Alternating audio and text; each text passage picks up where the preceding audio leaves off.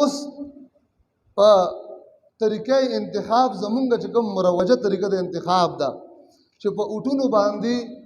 امیر او بادشاه جوړیږي او هر کس او ناکس ته د اوټ اچولو اجازه شته، نو د دې اسلام کې اس حیثیت نشته دی. دا ما سره کتاب د اسلام اور جمهوریت، اسلام اور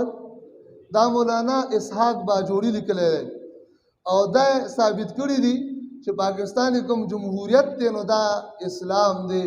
او دا مسلمانی دا او دا اسلام سره ضد نظام نه دی.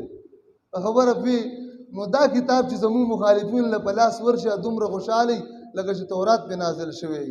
او چې مفتی صاحب دا کتاب نی کتلې. د دې کتاب دا عالم اوسم په کراچۍ کې شیخ الحدیث ته موجود دی، نو دې کتاب متعلق زما دا پیغام د مرګري ورور رسي د ما سره صرف په دې کتاب کې نه یو صفحه دی ما نه صرف صحیح ثابت کې نور ما بیل تا غټلې ان شاء الله العزیز. هر صفحه د شریعت خلاف تا او یا خو دې انجانه خیر د غلط ګمان به در باندې نه کوم چې قصدن دي غلطیاں نه کړې کې دې شي پیښوي نه او دین کې د سخت تحریف کړی دی، دین تاریخ د سخت مجروح کړی دی او تشخص د دین دی برباد کړی. نو دا کتاب مونږ بفضل الله څوک صحیح ثابتولې نشي. دا خو بل غټه خبره شي په دې کتاب را نه دا نظام صحیح ثابت کی او ان شاء الله ګوره دا به ما زی په زی په حاشیه کې جوړې دي او ان شاء الله وخت مراغ نو بیا د یو ټکی جواب وکوم. نو دې کې دلی کړی دي چې ګوره مروجت جمهوری نظام کې ارچانه او ټخلي خزینم معصومنم ارچانه وی ګوره حضرت عثمان رضی الله عنه چې کله خلیفہ شو نو د هغه د پاره د ارچانه رایا اخیسته شوې ده، د هر چا رایا نو وی ګوره دلته هر چا رایا ده التم هر چا رایا نو شریعت کې دا طریقه ثابته ده. خبره پیږي عبدالرحمن بن عوف رضی الله عنه کو چون کې د دې مشورې اصل کس دا پاتې شو نو د لفظ د چا استعمال کړي دی لفظ چیف الیکشن کمشنرز، چیف الیکشن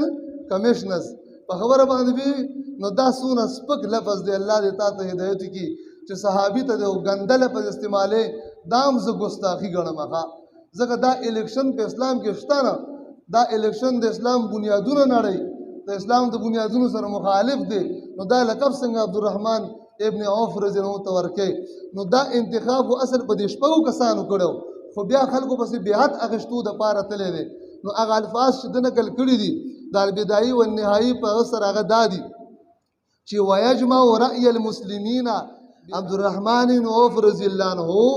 یجمع رأي المسلمین د مسلمانانو رائے جمع کولی انفرادیم اجتماعیم یو نم دو نم حتی هغه زنانو تم لاړو چې هغه پرده دار وي په برکو پرده کې پټي وي هغې نه هم رایه واخیسته ماشومانو نه هم رایه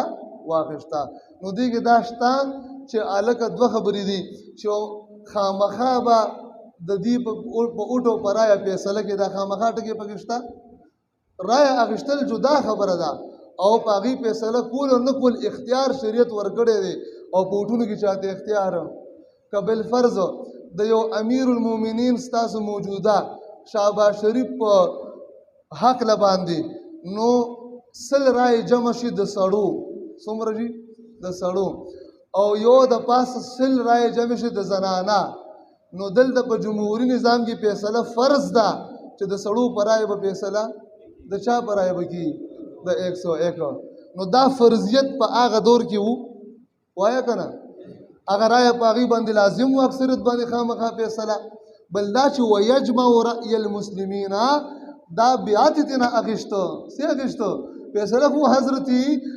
عبدالرحمن عوف رضی الله عنه وکړله امیر انتخاب وشو په شورا باندې بیا د نورو خلکو نه صرف بیعت اخیشتو چې تاسو هم بیعت وکړئ دا امیر ومنئ او هغې ومنو. د درېیمه خبره دا ده چې د زنانو بالکل په دې کې حق نشته، زنانو دپاره په دې کې رایه ورکول امارت کې او خلیفه انتخاب کې حق نشته.